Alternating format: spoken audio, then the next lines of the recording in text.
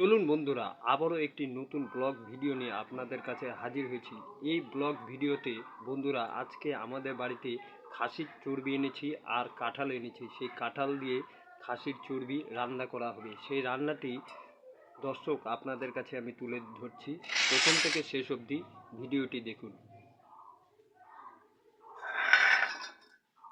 দেখুন বন্ধুরা, এই বাটিতেই খাসির চর্বি রয়েছে, সাথে মশলা মাখানো রয়েছে।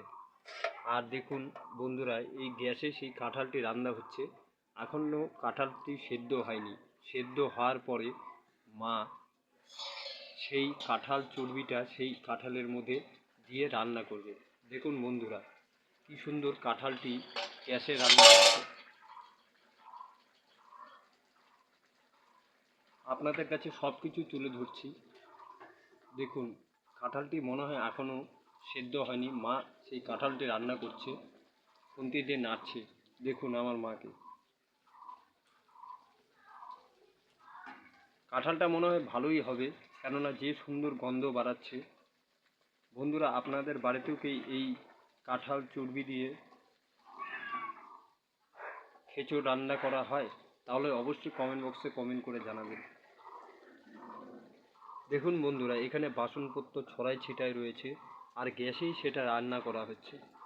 কেননা এখন তো আর আমরা খড়িতে রান্না করি না, একটা গ্যাস নিয়েছি, সেই গ্যাসের মাধ্যমেই আমরা রান্না করে থাকি।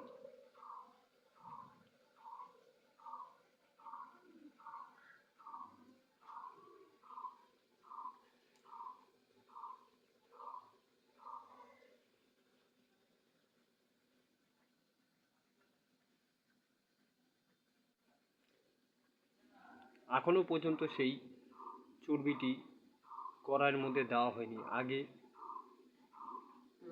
সেদ্ধ হোক, মশলা দিয়ে ভেজে রাখা হয়েছে। মা বলছে এই কথাটি। যাই হোক বন্ধু, রান্না হওয়ার পর সে কি সুন্দর একটা রেসিপি তৈরি হবে। আপনাদের বাড়িতেও যদি এ ধরনের রান্না করা হয় তাহলে অবশ্যই কমেন্ট বক্সে কমেন্ট করে জানাবেন। যাই হোক বন্ধুরা, ভিডিওটি আর বড় করছি না, এখানেই সমাপ্ত করছি। ধন্যবাদ, ভালো থাকবেন।